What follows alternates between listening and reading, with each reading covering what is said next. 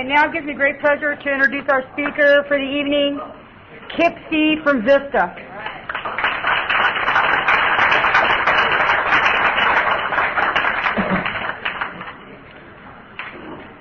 My name's Kip Collins, and I'm an alcoholic.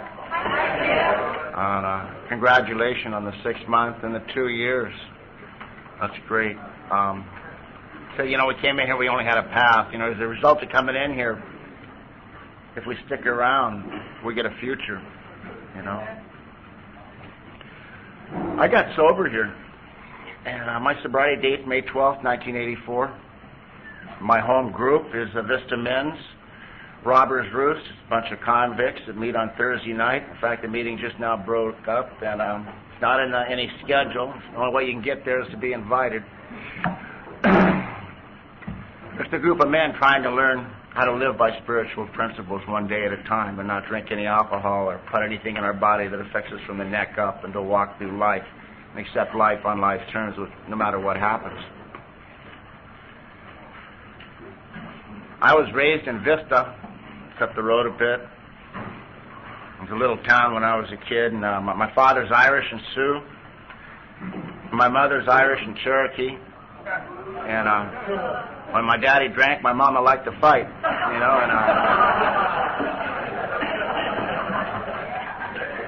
and that's the way it was, I lived in an all-alcoholic neighborhood.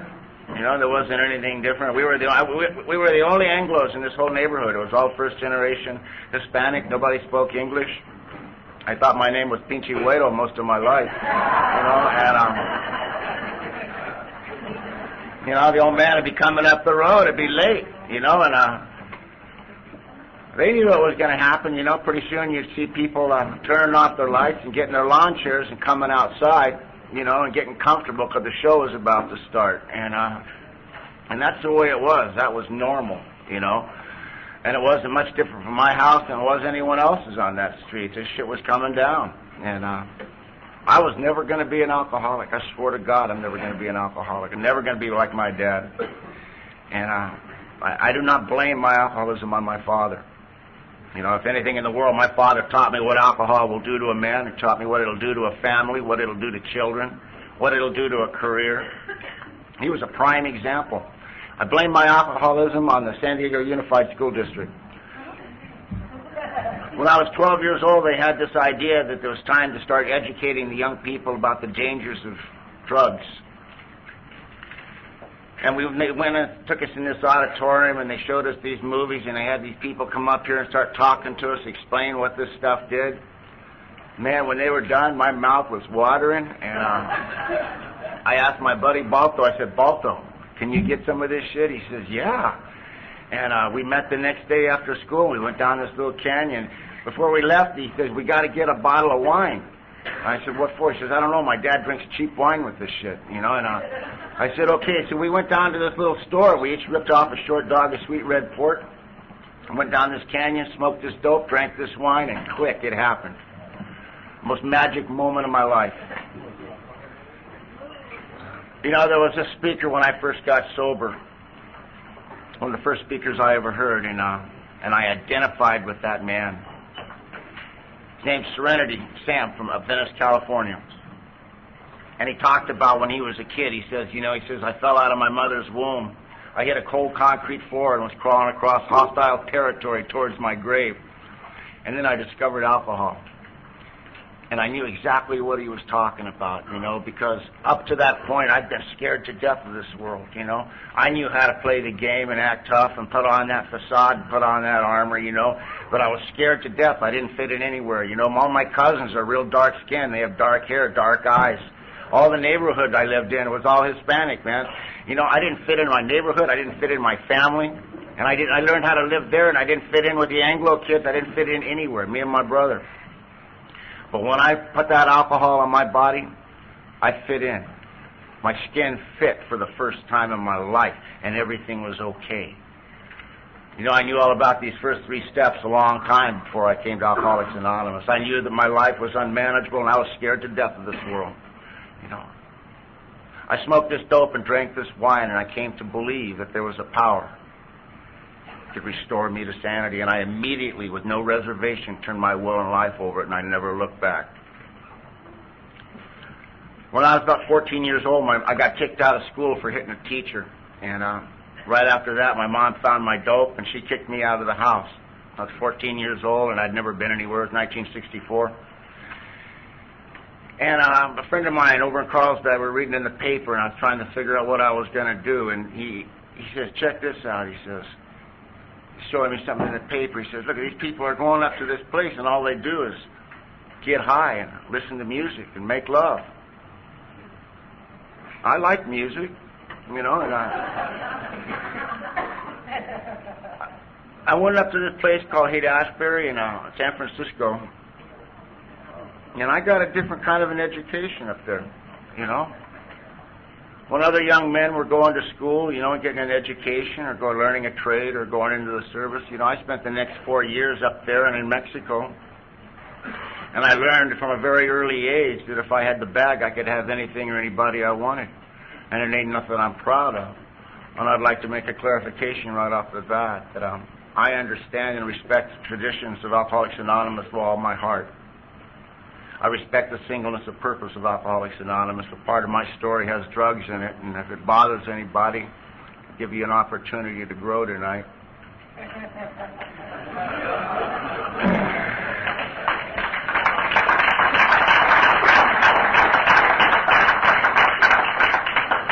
I was never going to be a drunk, man. We smoked dope, we ate that LSD, you know. I found out, you know, that I spoke a little bit of Spanish, you know, and I knew some people, and I put a couple things together, and I started smuggling dope when I was about 15 and a half. And I got busted in Mexico when I was 16 with 200 kilos. And I went to La Mesa Federal Prison at 16 years old. And I'm going to tell you this from my heart to yours. I don't have to tell you what happened. You know, not a nice thing happens to young little white boys in big prisons like that. They ain't real friendly, but they're sure glad to see you, you know.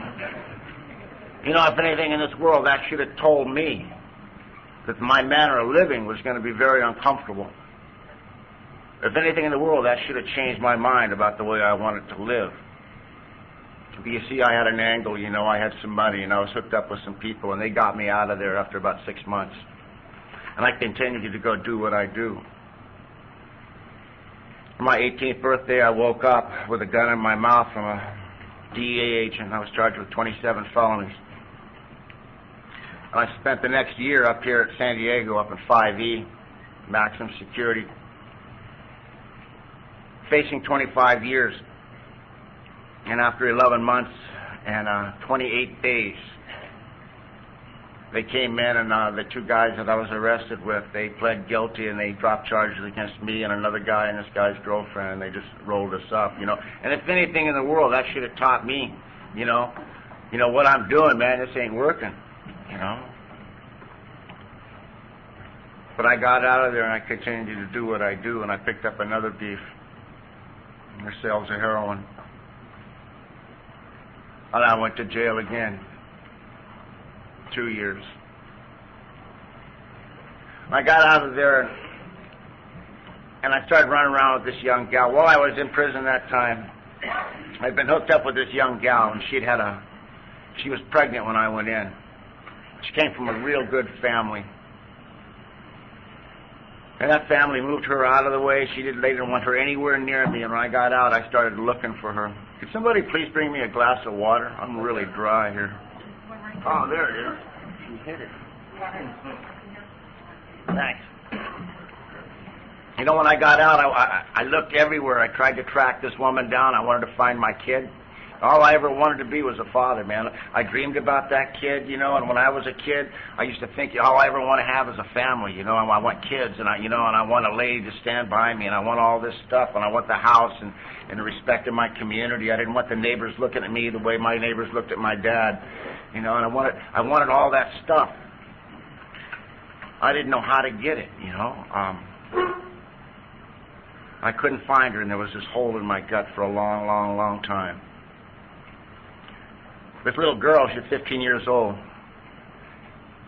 I hooked up with her, and she had some money. Her family was a doctor. Father was a doctor, and And she bailed me out of jail 3 times in a 2-week period.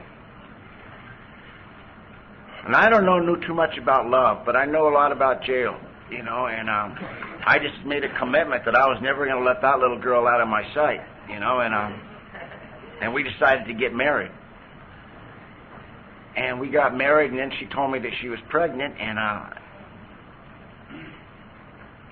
about 9 months later, we were up in Oregon, and I was on parole. And we went to the hospital, and she gave me this little boy. She put this little boy in my arms, David. And I'll never forget that moment as long as I live. It was the most glorious moment of my life. They put that little boy in my arms, and I looked at him, and he looked at me, and something magic happened inside my heart. I'd never known anything about love. I knew about lust, I know about all that other stuff, but absolutely, totally unconditional love, I'd never experienced it before. And I looked at that baby, and something happened inside of me. And I fell head over heels in love with this kid. And I started making plans, and I started making this kid promises that he was never going to live the kind of life I lived. And I was going to give him all the stuff, and we were going to do all those things that fathers do with their sons. And I made all these plans and had all these dreams. You know, 2 years later, we were back down here, and my wife put a little girl in my arms, Jana Marie. And it was the exact same thing happened, you know. They put that baby in my arms, and I fell head over heels in love. Absolutely, totally head over heels in love. You know, I started making plans immediately, you know, for her. Someday someone's going to want to marry her, so I'm planning it. She's still wet, you know. But I'm the kind of an alcoholic, I can be sitting in a meeting, a pretty gal walk by, you know, and before the meeting's over, we've had a 10-year relationship, a couple of kids, been divorced, and I walk out of the room hating her, you know. Things happen quick in here, you know,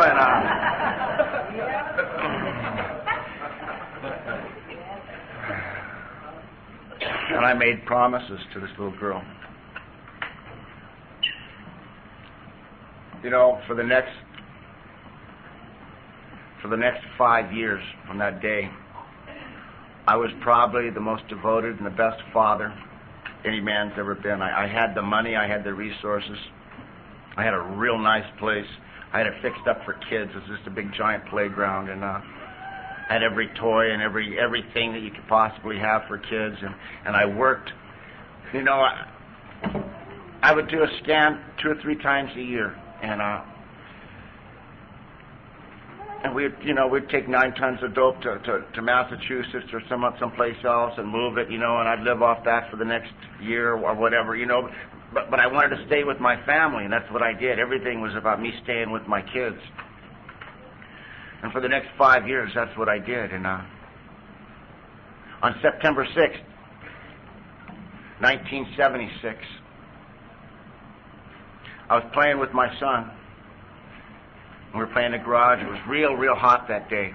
And I was smoking this dope. I got real stoned, and I got thirsty, you know, and I didn't tell anybody I was leaving. My son was born deaf. I didn't mention that to you. And you know, you had to watch him all the time. You couldn't let him out of your sight. And I just got on my bike, you know. I didn't even think about telling anybody I was leaving. I just got on my bike and went up to the store to go get a 6-pack, and on the way back, when I coming back, the cops were at my house, and the paramedics and all the neighbors, and I walked down there, and my son had chased me out of the driveway, and he'd been run over by a truck, and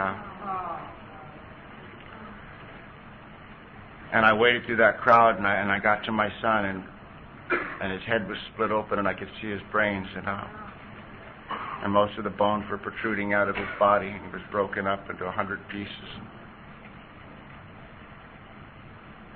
Something inside of me died that day. My son didn't die. My son lived. My son stayed in a coma for the next 9 months. And over the next 18 years, we went through 27 major brain surgeries, and he was in the hospital. Out of that 18 years, 15 of them.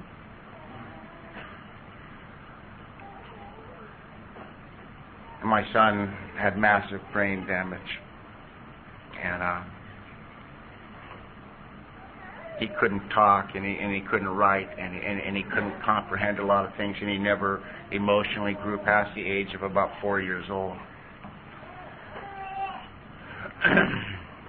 When my son was in the hospital with this coma, my brother, who had been my everything I've told you about tonight, my brother was my right hand, Bill.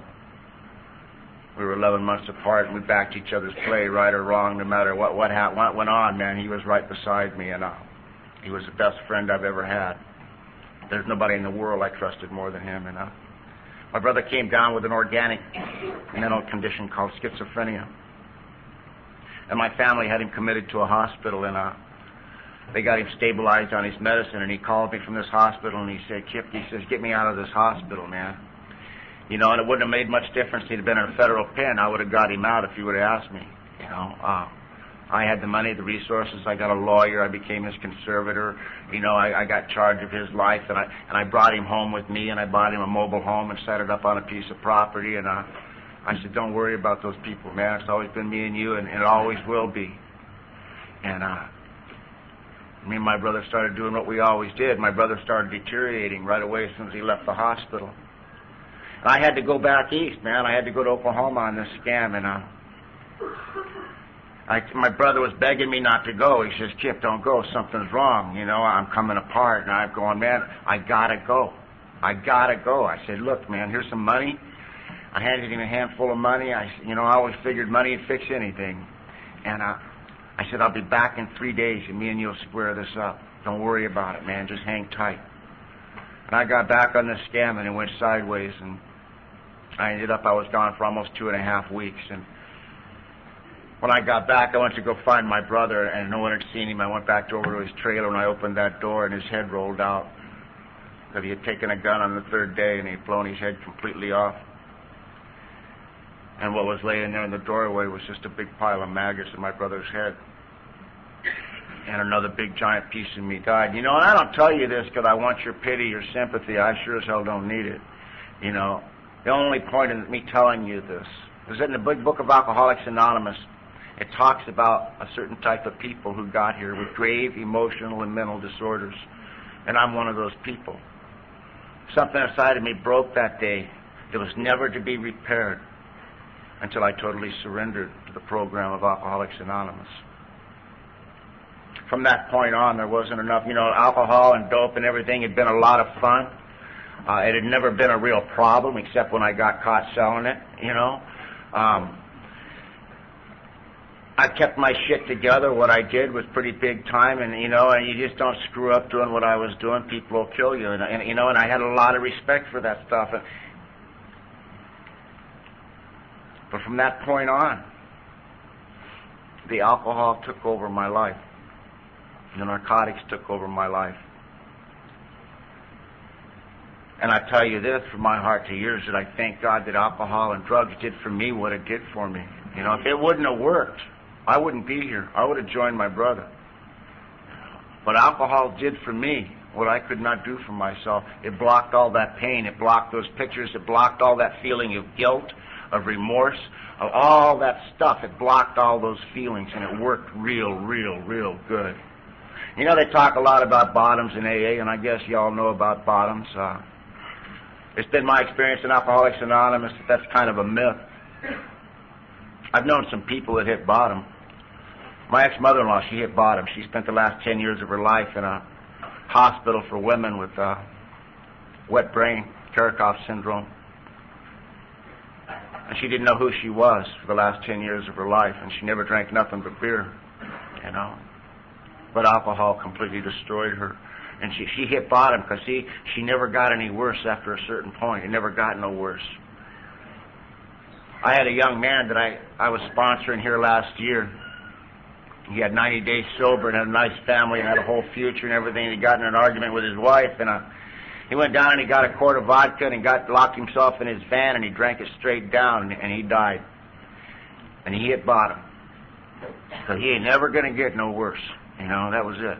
But it's been my experience that as long as I can think and feel and have anything in here going on at all, man, every time I think there's a bottom, man, I'll guarantee you there's a basement. You know, the stuff and the people, that goes pretty quick. you know. And that ain't nothing, you know. That ain't nothing.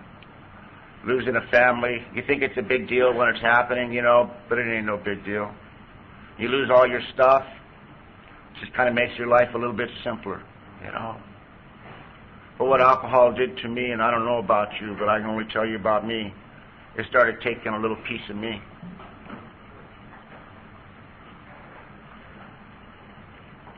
My wife told me that she left. You know, I was so nuts and so crazy. She left, and she left me with my little girl. And you know, the next thing I know, this guy brought over this stuff. I'd never drank it before. Maybe you guys have heard of it. It's called Mad Dog 2020.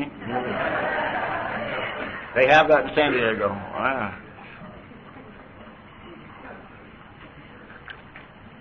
I drank some of this stuff, and in fact, I drank a whole bunch of it. And I come to, and my little girl snuggled up against me. She's 7 years old, and there's this lady. I'm on a wide-body jet, and the plane's empty. And this hostess lady, she's going, "Sir, you have to get off the plane." And I looked around, and I said, "Where am I?" And she said, "You're in Fort Lauderdale." I told her that I didn't like Fort Lauderdale, you know, and I have no idea why I'm here. To this day, I have no idea why I was there. But I woke up in Fort Lauderdale with my little girl, and I did what any good drunk would do, you know. I got off the airplane, I scratched my head. I asked my daughter real subtly if she knew what was going on. You know, I didn't want to play stupid. I just tried to, you know, try to feed me some information. And so I caught a cab. I had a pocket full of money. I had no idea where all that came from. I found out later that I sold probably $150,000 worth of personal items for about $2,000. You know, the biggest, quickest garage sale Vista's ever known. And I don't know why, but a lot of things I don't know why I did. Anybody relate to that? Just kind of woke up. Must have seemed like a good idea at the time, you know.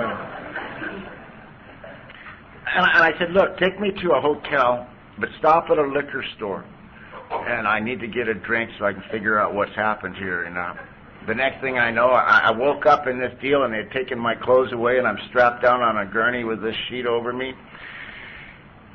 And I'm in this place called the Bar in Fort Lauderdale. It's like this. It's a county detox, except they have bars. And I didn't know where my daughter was. Had no idea where my daughter was. Had no idea what happened. I found out later that I'd met this couple, and I started drinking, and I got nuts and went crazy, and they locked me up, and these people took my daughter, you know, thank God. The next 2 years, we lived in 5 different states and probably 30 different counties. And every place we lived, I told my daughter, I made her a solemn promise that it's going to be different. I'm going to get a home. I'm going to get a job. You're going to go to school. We're going to have our own house. We're going to go to church on Sunday, and we're going to be a family. I made her these promises, and I wanted to do it so bad. Do you see, I've never worked. I had never, at that point, had an ID in my name. I've never had a Social Security card, and I'm a player, you know. And I can find some action. I don't care where you put me. I can look around, and I can see someone that's got something going on pretty quick, you know, and I'll get in the game, and I'll get something going. And that's what would happen. I'd get some money in my pocket, and the next thing I knew, I'd be drinking. The next thing, someone would be hurt, and I'd be running, you know. And that's the way it was going on. The last place was in Oklahoma City. I come to from this bar, and I got blood all over me, and it wasn't mine. And my little girl, she looked up at me, and she was 9 years old by this time. We were in this little shack, and she knew. She just jumped up, she grabbed her doll, and started running out the back door with me right behind her. And we got to that Greyhound bus station, and we got on the bus, and I passed out as soon as we got on the bus. And I come to, we're in Gallup, New Mexico, and my little girl was rocking and crying. And I said, "What's the matter, baby?" And she said, "Daddy, I'm so hungry. You ain't fed me." I said, "As soon as we stop, I'm going to get you something to eat, honey. And we're going back to California. Everything's going to be okay." And that bus stopped, and I got off that bus to get my little girl something to eat. And I walked in this little liquor store, and I was sicker than a dog, man. I walked in there, and the first thing I did, I grabbed me a quart of port wine, and I went over to this little place, and I grabbed her a little sandwich, and I went up to go pay for it. And I found out I only had enough money for one or the other, and I had to put her sandwich back, you know. I've done a lot of things in this world. I've done a lot of things that I don't share from the podium. But I've never done anything in my life that haunted me more than that moment when I had to get back and look at my little girl and tell her that I just spent her food money when she was starving on wine. You see, alcohol owned me. I got back to California, and I went over to try to touch my mom up, you know, and she took one look at me. My mom she'd kick everybody out of Al-Anon. And she has no mercy with anyone, you know. She just get the hell out of here, you know. She grabbed my daughter and she told me to hit the bricks, and I grabbed my daughter and said, "Where will we go?" She grabbed my daughter and said, "We ain't going nowhere. You are." And I left, and I love my mom. I got the greatest mom in the world, man. She takes no prisoners. Unless you're a little kid, you know. And she released me with love. And the next 3 years, I don't really know what happened. I was a wino. I lived in the bushes. I lived on the side of the road. I panhandled for wine in front of the 7-Eleven in Carlsbad, and I went to jail on a regular basis. I went to detox on a regular basis. I came down here on a regular basis. And my sponsor, Charlie Tuck, said I was a tongue-chewing, babbling idiot. But, you know, alcohol worked, and it worked real good. It took all the feelings, all the stuff away, and I didn't care. I was walking by in front of this 7-Eleven one morning, and I saw this guy. I recognized him. He was a guy I grew up with, and there he was. He was in a 3-piece suit, and he had this square little wife and a square little kids and this square little 4-door sedan. And he got out of the car, and I just looked at him, and I was wondering how he could live that way, you know. I think alcoholics were the only people in the world be laying face down in the gutter looking down on everybody else, you know. But he looked at me, and he smiled. He gave me $2. I don't know, it's first thing in the morning. I don't know if there's any real winos here today, but man, when you get $2 first thing in the morning, pooh! It's on, baby. No shuffling around in that parking lot, man. I can get me a quart and get well right now, you know, and it was like I died and gone to heaven, man. I'm going to be well till probably 2 o'clock in the afternoon, man. I ain't got to hustle. I ain't got to do nothing. Get my wine, get down to my little hole in the bamboo and sit in the mirror, and I was looking. I could see this family and that guy, and they're all looking at me. I'm thinking they're judging me, you know, and I'm cussing them. I get over to my little bamboo patch, and I'm still cussing them. But, you know, that guy ended up to be a real good friend of mine. And I don't believe religion has anything to do with Alcoholics Anonymous, and I don't bring it in, but I'll tell you, that was a good Christian family. And they weren't judging me. Right after I shuffled off, the whole family got out of their car and got on their knees, and they prayed for that poor drunk. About the time they were praying for that poor drunk, I'm opening up this bottle, getting ready to take a hit off of it, man, because that's the only thing I wanted in this whole world, and I had the damnedest thought I've ever had in my life. Maybe I ought to go to A&A. Now, that's a weird thing to be thinking about when you're sick. First thing in the morning and a quart in your hand. Probably just a coincidence, you know, but I don't know how, but I ended up at a meeting of Alcoholics Anonymous that night, and I walked in this room. See, I'd been to A&A before down here, you know, they do 3-day and all that. They bring in these A&A people. I was in jail. The H&I people brought in those places, and different institutions I've been in, those people brought in those meetings, you know, but you know, they were all squares. I didn't want nothing to do with these people. They didn't live in the world that I lived with, and they didn't understand what was going on, man. They didn't even know what time of day it was, you know. But I decided, they told me that if I ever had a problem with alcohol, I ought to give them a shot. You know, we welcomed me with open arms. So I got up to this meeting and I walked in, and nobody welcomed me with open arms. You know, I weighed about 125 pounds. My hair was down past my waist, and my beard was past my belt. A lot of things lived on me, and I've been living in these clothes for almost 3 years. And a lot of things lived on me besides me. And I walked in that room and I sat down. These were all real nice people from the coast, man. There was Mercedes and Porsches, and they were clean cut, looking fine, man. You know, and I'm looking in this room. They're looking at me, and I'm looking around, and I'm going, I wonder if they have a room for the more severe cases, you know? And I'm uncomfortable, man. I don't fit in here. I'm going, geez, these people aren't drunks, you know? And they're, you know, they're talking about God, and then they're passing that basket. I know they're going to start singing any minute, you know? I just know it. Any minute they're going to start singing. I'm getting ready to get my hat, man. You know, I don't fit in here. These people don't know what's going on. I knew it was a mistake with the first thought I had of it, you know. I'm getting ready to get out of my seat, but from the moment I got to that meeting, there was this one old gal. She kept looking at me and smiling, trying to catch my eye. She'd smile at me, you know, and, you know, as sick as I was, I knew I didn't have anything this woman wanted, you know, but I got ready to leave, and she jumped to her feet just like that. And she looked right at me, and she introduced herself as an alcoholic woman, and she said, you know, I walked in the doors of Alcoholics Anonymous in Long Beach, California, 27 years ago. She says, I walked in the back door, and I looked around, and I looked at all you ladies. And you were all so well-dressed and so clean-cut. And I looked at you men, and I knew all about men.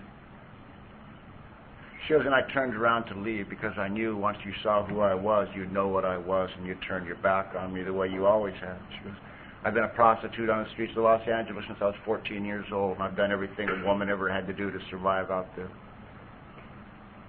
She goes, when I started to leave, and someone grabbed me, and they brought me in, and they got me a cup of coffee, and they told me to stick around, that they needed her. She proceeded to talk about the next 27 years of her recovery, and the remarkable things that had happened, and about her family, and about her career. And she walked right over in front of all those people that didn't want nothing to do with me, and she put her arms around me, and she hugged me real tight, and she kissed me right on the mouth. Bravest woman I've ever known in my life. And she whispered in my ear, and this is what she said. She said, please, please keep coming back here. We need you desperately. I have never cried in my life, no matter what's ever happened to me. But I started crying. Something happened inside here where I live. And I started crying because this woman had reached out with love to an animal, to a tongue-chewing, babbling idiot when no one else, even the people in Alcoholics Anonymous, didn't want anything to do with him. And I started coming to this A&A, you know. I wanted what that woman had more than anything in this world. I started coming, but right off the bat, you all lied to me right from the beginning. You told me if I stopped drinking alcohol, my life would get better. Now, I don't know what alcohol does for you, but alcohol is not my problem. Narcotics are not my problem. They've caused some problems in my life, but they are not my problem. They are my solution for living in this world. You know? You know what happens when you take alcohol away from alcoholic? You know what's left? Ick. That's it. That was what was left. I stopped drinking and it was, ugh. Now I know why I drank, you know. Life sucks sober, you know. All those visions, all that pain, all that guilt, all that shit just starts washing over me. You know, you also told me to get a sponsor, and I've been on parole for half my life. I'm not going to volunteer for it, you know. Especially to one of these lops, you know. And saw this thing about restoring me to sanity. I tried to kill a guy when I was about 11 years old, and I've been under psychiatric help ever since. And so I'm thinking, you know, if I've never been sane, what are they ever going to restore me to, you know? So I drove by that one, then I got to this God stuff, turned my will and life over to God. Hey, baby, God never did nothing for me. He never did nothing for me, man. He likes those people in the suburbs. He don't like people like me. I just piss him off, you know. I cried out to that God when I was a young man in prison. God wasn't there, believe me, you know. I tried to cry out to God a number of things. When the guys cut my partner's throat and were coming after me, I cried out to God. Didn't do my buddy a good bit of good. I cried out to that God when my brother killed himself. I cried out to this God when my son was laying there with his brains all over the street. God was never there. He never did nothing for me. I had nothing coming, and he had nothing coming from me. And I just drove by that shit, you know. I got to that next thing. It says that I got to write down everything I ever did and admit it to another human being. You bet. Man, I learned when I was a kid, you don't cop to nothing, even if they got pictures, you know. Deny it, you know. Demand a jury trial. Make them prove every bit of it, you know. I ain't going to give you any information about me, especially something negative, man. You'll use it against me. I can show weakness to another man or a woman. I ain't telling a woman nothing, you know. Excuse me, ladies. I've changed and grown a great deal in the last 14 years. You know, and I saw this thing, you know, I got to make a list. Everybody I took down, and I got to pay them back. Yeah, that's what I said. I'll tell you a little story. I'll move ahead just a little bit. I've never told this from the podium, but I feel real comfortable telling you. My sponsor was a guy named Charlie Tuck, and I was about 6 months sober. And Charlie Tuck took me on my first 12-step call. At 6 months sober, I was still packing a gun. And I had it in my boot, and he took me on this 12-step call, and I walked in this house, and there's this guy sitting there. And I went, oh, shit. I robbed this guy, you know. I took him down for 10 grand and a kilo of cocaine, you know, about 2.5 years before. And I'm sitting there. He's looking at me. He's going, God, you look familiar. You know? I got my hand next to my boot, right next to my gun. I said, if he even moves funny, I'm going to shoot him, you know? And then I'm going, if I shoot him, I'm going to have to shoot Charlie. I don't have to leave any witnesses, you know? And it was a hell of a predicament to be in at 6 months sober, you know? But anyway, getting back. Pay someone back? You bet. I ain't going to give it up, man. If you're stupid enough, if you're lame enough to let me get hold of your shit, that's on you, man, you know? And this other stuff, you know, I just didn't want anything. I just wanted to come to these meetings, speaker meetings. I wanted to learn the lingo. I wanted to squeeze you girls. I wanted to glad hand you guys, you know, and that's what I did. I'd come here, and I learned all the easy does it one day at a time, you know, blah, blah. Hey, baby, you know, let's go have some coffee and all that, and all this shit. You know, and I did that for 6 years, and for 6 years I collected the largest number of tokens. I could open up my own central office, you know. I couldn't stay sober, you know. And if anyone here is thinking they're here and they're going to stay sober on other people's sobriety, you got a painful road to walk, baby, let me tell you. There's only one softer, easier way to get sober is through the 12 steps of Alcoholics Anonymous. And if you're not actively taking these steps and applying these steps in your life, you are not in recovery. I don't care what you think. You know, you can have the greatest sponsor in the world. You can have all the commitment and everything in the world going on here. But if you're not living by the principles of the 12th step, you are not in recovery. And your disease is progressing. Dr. Selkworth told us a long time ago, right at the beginning of that book, that we must experience a complete psychic change. And if we do not experience that psychic change, we're doomed to do this over and over. It says, but if we follow a few simple rules, we don't have to do that. Those few simple rules, actually there's 12 of them, you know. There's 12 of those rules, and they're not rules, they're highly suggestions, you know. It's like, they're real good suggestions. I went on, man, and I okey-doked this program for a long time. And I came in, and part of my life got better.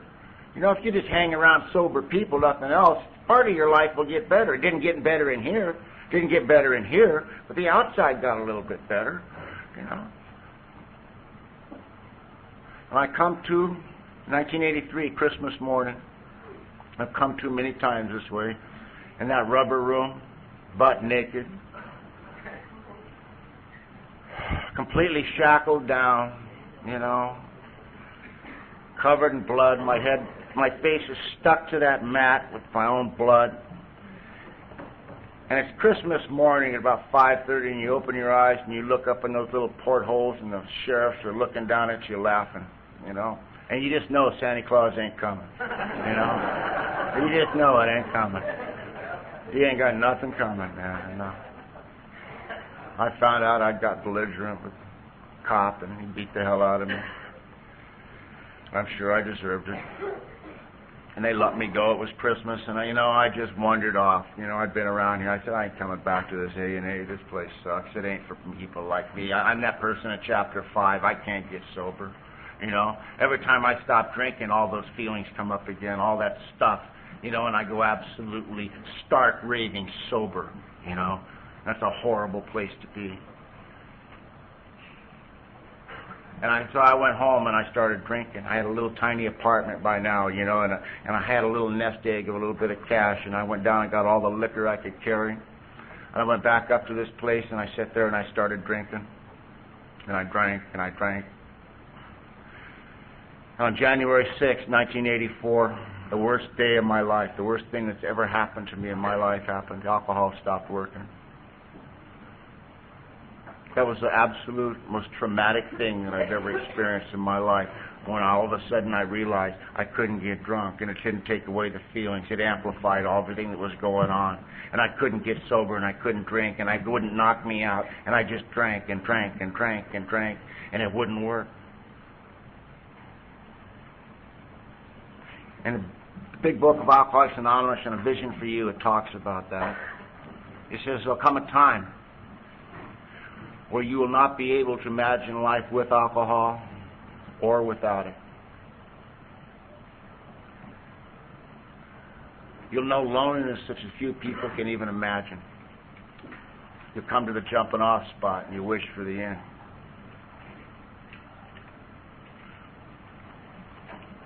I picked up my gun and I put it to my heart and I pulled the trigger and I blew my left lung and 2 ribs out. It had knocked me all the way across the room. And the only thought I had was, thank God, this nightmare is over with. Thank God I'm not going to humiliate myself in front of anybody anymore. Just let me out of here. And then I come to in this damn hospital. You guys thought I died, I bet, didn't you?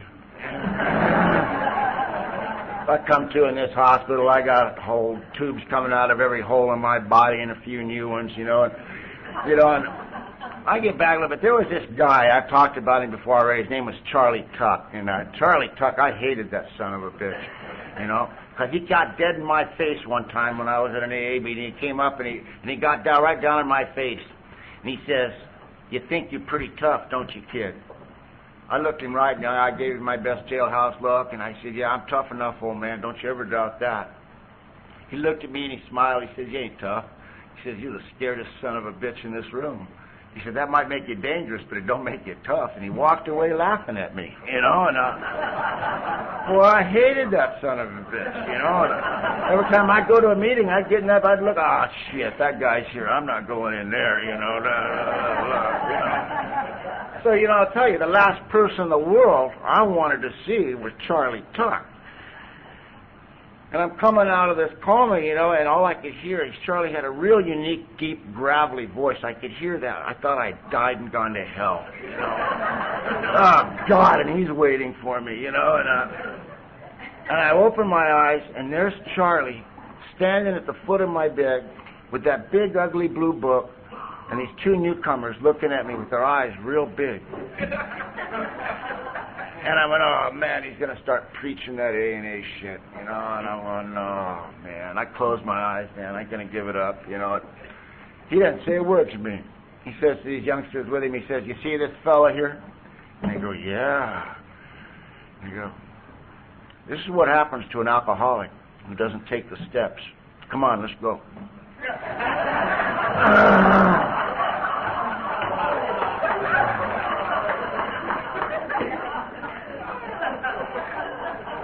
Well, I didn't think it was funny.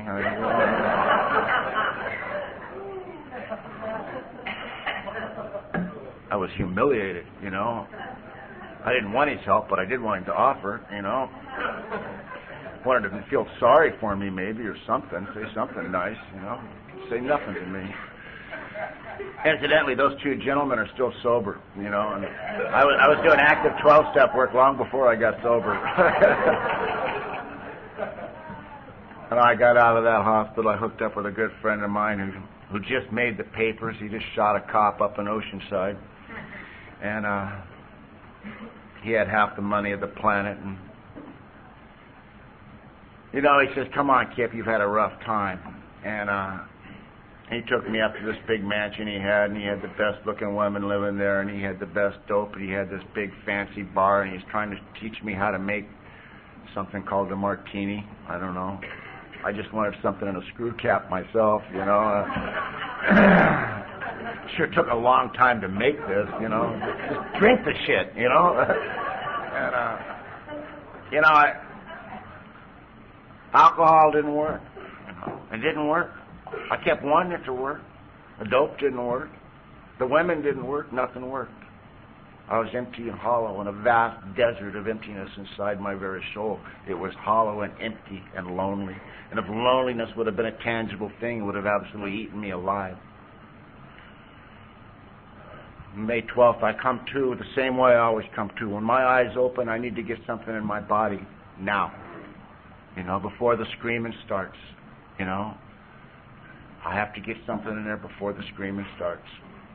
And I come to, it's another one of those weird things I come to, and the first thing in my mind was what they read at the end of all these meetings, the ABCs, chapter 5, basically the first 3 steps. It says I'm powerless over alcohol, and my life's unmanageable, and I knew that I was powerless over, I knew I was an alcoholic. I had no problem in denial about me being an alcoholic. I knew the state of California told me I was an alcoholic. There was no illusion about it. But in the 12 by 12, it states this. It says, it doesn't matter what you admit to me or to anyone else. The first step has to do with your innermost self, and deep down in there where you live. You have to understand exactly what that means. And and I was thinking about it, and all of a sudden I had that vision, I had that vision of that morning on that bus, getting back on that bus, and my daughter was starving, and me standing there with that bottle of wine. And I understood for the very first time. It clicked inside here what it meant to me. I don't know what it means to you, but what it meant to me. Because when I'm an alcoholic, and when I put alcohol in my body, from that point on, it doesn't matter about who I love, about what I love, about my dreams, my plans. Sure as hell don't matter about yours. When I put alcohol in my body, it owns me, body and soul, and I have to do whatever it tells me to do. It tells me who I can be with. It tells me where I can live. It tells me when I can eat. It tells me everything. It's just like being in prison. They tell me everything the alcohol did. And if there's not enough money to feed my only child, so be it. I have to have the alcohol first. And I finally understood the way alcohol affected me. It said that no human power was ever going to fix me. I kept hoping one of you gals in AA were going to fix me. A few of you tried. I've always been grateful for it, but it didn't work out for either one of us. I've been to churches, I've been to AA, I've been to NA, I've been to all these things from coast to coast. 1,000 people had reached out and tried to help me. And I had tried to help myself for 6 years. I've been going to these meetings trying to get sober. I wanted to be sober more than anything in this world. But I kept thinking one of you people were going to do it for me. You were going to say something. I was going to get the right sponsor. I was going to get this. Some speaker's going to say something's going to happen, Nothing happened. Says, got to that last part, and the part I hated and scared me from the gate, man, and that was that God stuff. I said, but God could and would if He were sought. I started thinking about the people who had what I wanted, and it had nothing to do with their money, their stuff, or their women. It had to do with the way they walked through this world with a little bit of dignity, with no matter what happened to them. They walked through this life and accepted life on life's terms, and they didn't drink alcohol, and they didn't use narcotics, and they didn't run from any of it. They just walked straight ahead with dignity. And every single one of them had the same thing in common. All of them talked about this power that did for them what they could not do for themselves. I got down on my knees that morning. It was the most sincere moment of my life. And I got down on my knees, and this is what I said. I said, I don't know who you are, and I don't know what you are. I don't really think it makes any difference. But from this point on, I will do whatever you put in front of me if I don't have to drink any alcohol. And if you're not there, I'm fucked, you know. And I meant that from the bottom of my soul. If there wasn't something there that was going to help me right now, I'm a dead man. All I know, the longer I've been sober, what a state of grace was given me that morning, and every single person I know. I heard this young lady tonight talk about it. When I cried out, my God of my understanding or misunderstanding or whatever, with no deals, no conditions, I'm out of angles. I'll do whatever you put in front of me from this point on if I don't have to drink. I've heard that sentence 1,000 times in Alcoholics Anonymous meeting all around the world. I went and got Charlie, and I asked Charlie to teach me how to stay sober one day at a time. And that old man, he got me active. He walked me through the 12 steps in 9 months. He was in action, man. There was no waiting around on this stuff. He got me actively involved in service. He had me in the hospital institutional committee at 30 days sober. And I had to have a commitment at a step study, a men's meeting, and a big book study. And I had to carry five commitments every single week at other meetings. And I was at a meeting of Alcoholics Anonymous every single night and actively involved in every single one of them. I had to get to every one of them a little bit early to shake hands with every person that walked in, because I didn't like people. You know. And he made me stay late after every one of them to say goodbye to everybody and help them clean it up, to show gratitude. She says, don't you ever let me hear you talk about gratitude in a meeting of Alcoholics Anonymous if you're not actively involved. Otherwise, it's just talk. You know, gratitude is action. And great things came to pass. I met the woman of my dreams. I met a beautiful woman, and I got married. At 3 years sober, the state of California had given me a driver's license back, and I packed the state contractors board, and I became a contractor. I signed a contract on a big giant skyscraper down here in San Diego. I went down and I bought me a brand new truck that day, paid cash, and I came home and the telephone rang. And this little girl said, is your name Kip? And I said, yeah. And she says, well, do you know Sandy so-and-so? And I said, yeah, a long time ago. She goes, that's my mother and you're my father. And I've been looking for you for 23 years.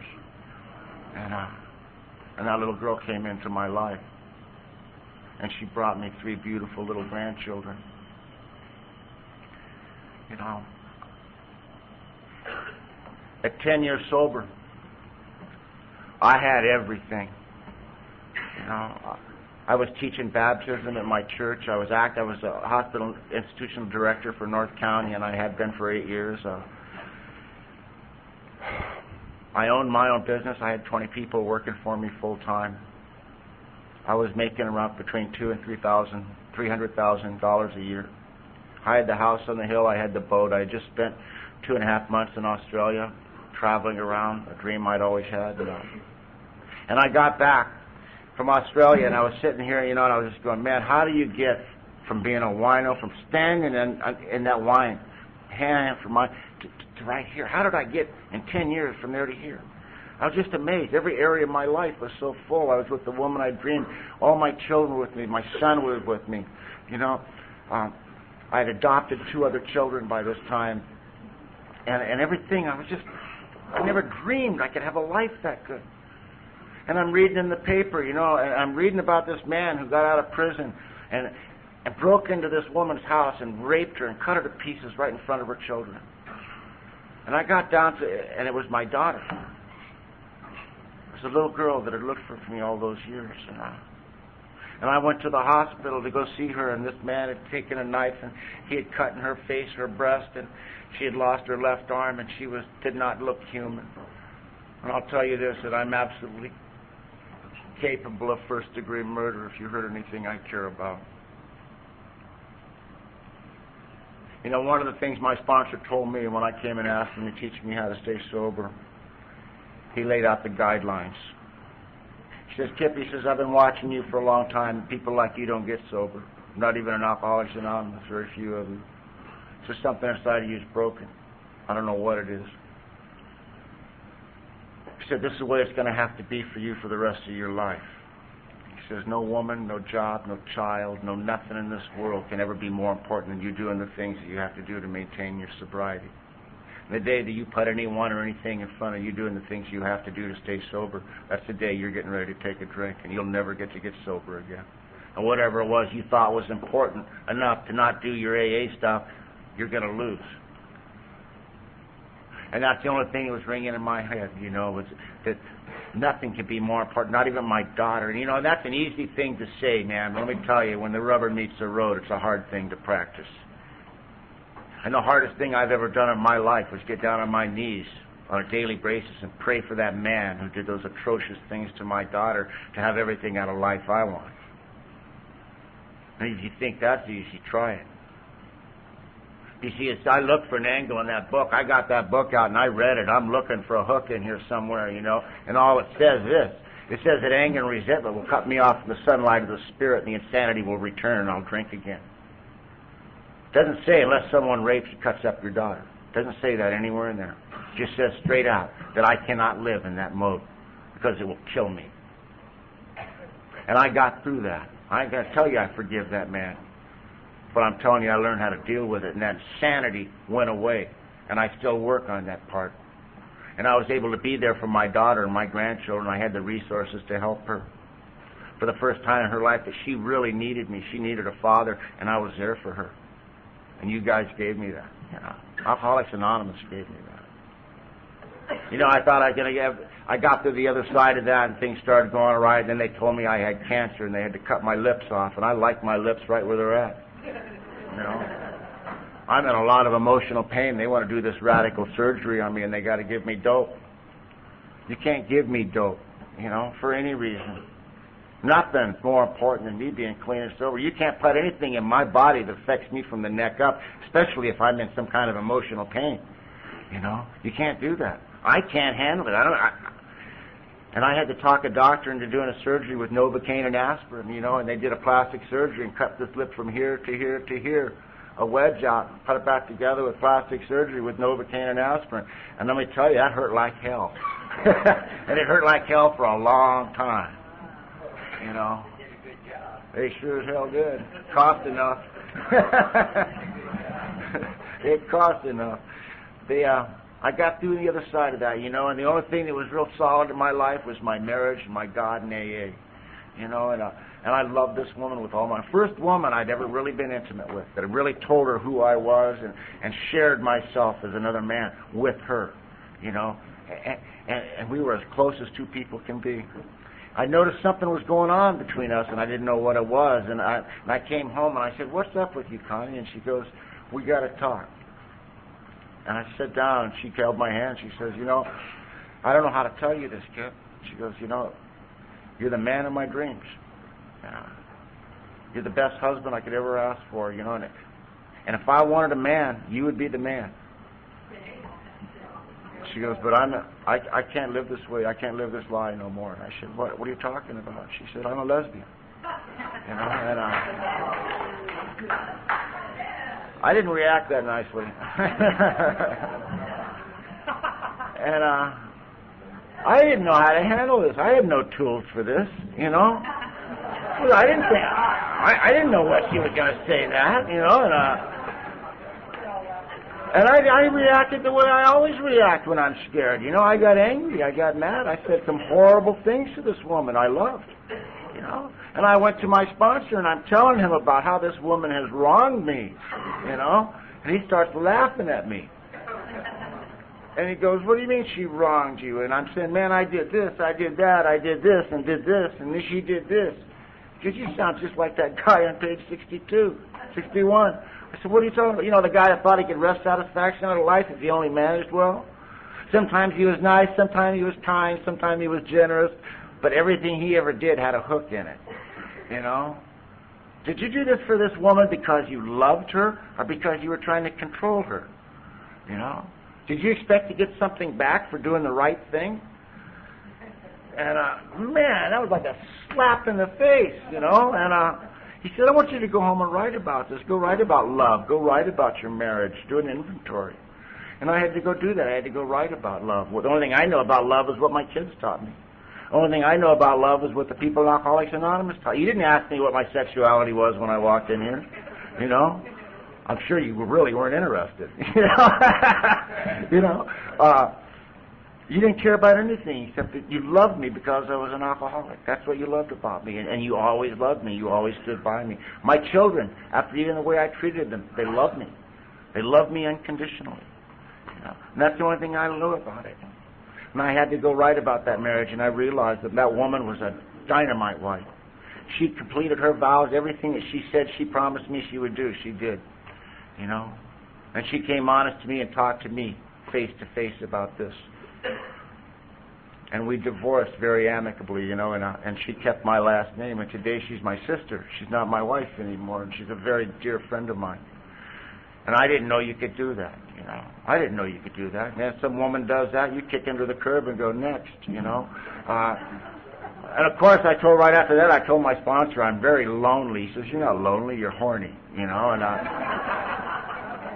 he says, you can't have no relationship until you don't need one.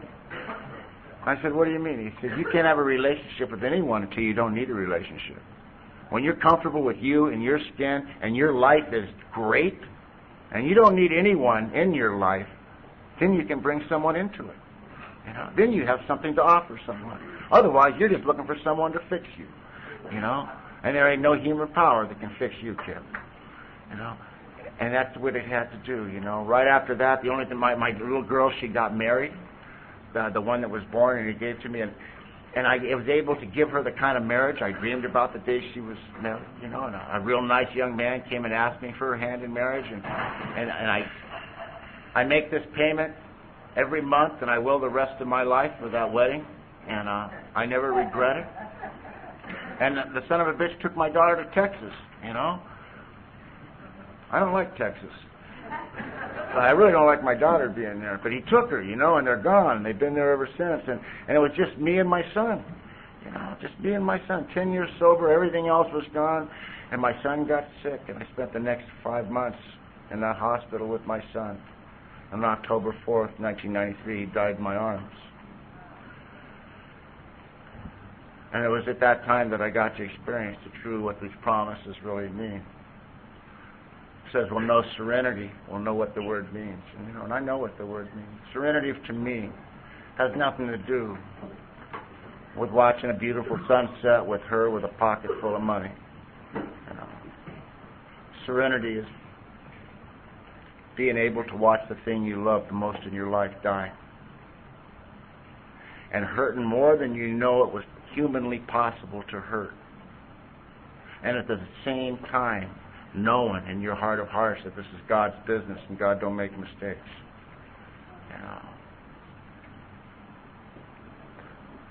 I ended up, I got through all that, and I'd never done anything. I went to school. And to wind this up, my story's long. I will tell you the way things are today. I was 14 years sober in May. Since my son died, I went to college. I got a degree. I got several certificates. I went into a job in marketing. I'm a marketing director for a company. I met a woman who I'd known for a long time, and we started dating a little bit. And I was crying out to God one day. I realized my life was full. Everything in my life, I don't need to add anyone to my life. I'm comfortable. My skin fits. I like my little house, me and my dog, and it's just good, And I got on my knees that morning in my morning prayer. I said, God, if it's your will, I would really like it if you would allow me to experience true love one more time in my life. But I don't need it, It's okay if it's not your will. But if it's your will, I'd like to experience true love one more time in my life. And I'm giving it to you, and I'm not going to say nothing else. 2 weeks later, I got a phone call. I was speaking down in San Diego down here that night, and this lady, this gal I'd been dating, her mother called me up, and she said, oh, man, Carmen got in a horrible car wreck. She started drinking again, and she got brain damage, and she's in this hospital. She's probably never going to get out. I went, oh, my God, I'm so sorry. Is there anything that I can do to help? She says, yeah, you should come up here and get your daughter. And I said, my daughter? She goes, yeah, you have a 3-month-old daughter. You didn't know? And I went, no. I didn't know anything about it because she had moved to L.A. I hadn't seen her in about a year. And I drove up to Los Angeles, and they put this little girl on my arms in a little bassinet, and she looked at me and smiled. And you know what happened? I felt hell over heels in love, man. Just head over heels in love. You know, my good friend Benny. Benny's her favorite. She's Uncle Benny. You know, she's my nanu. That's what I named her. And people said, well, aren't you going to have a blood test? And I said, no. And they said, well, maybe she's not yours. I go, yes, she is. God gave her to me. I ain't giving her back either. You know.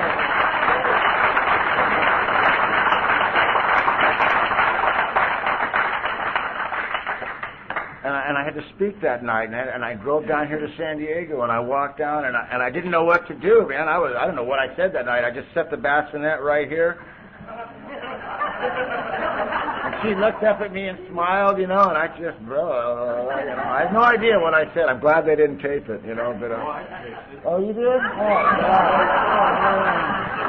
I was there. Oh, that's right. Yeah, that's right, yeah. Evidence. You know, my life was so full, me and that little girl, and we grew closer. And I was at a meeting one night, a meeting I've been going to since I got sober, and there's a gal there that me and her have been on many committees together for many years, and had the utmost respect. I'm just a little bit sober, just a little bit longer than her.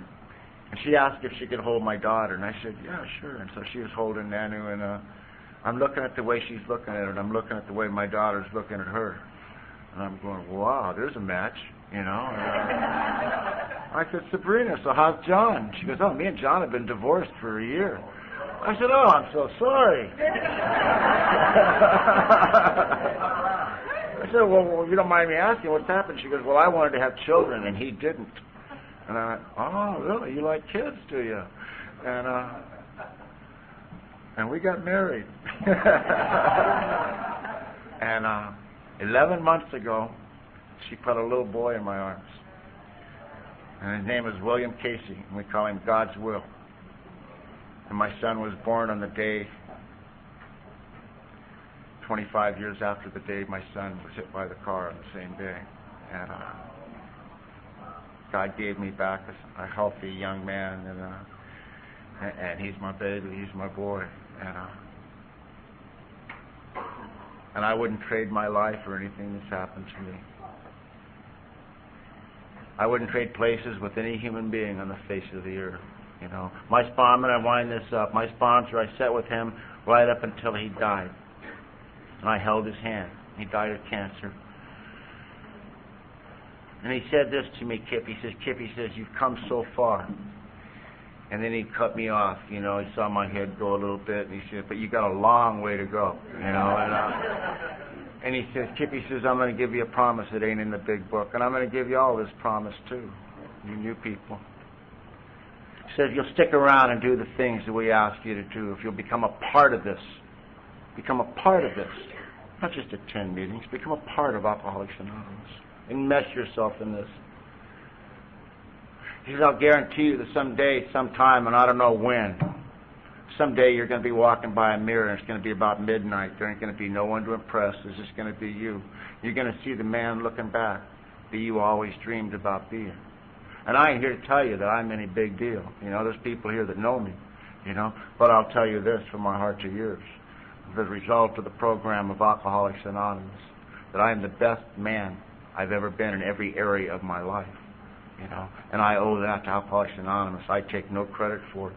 Alcoholics Anonymous has taught me how to live in a world that I've never understood. It's taught me how to do things that I don't know how to do, you know. It's given me a life that I would not trade places with anybody in the world, you know, and I offer it to you along with everyone else.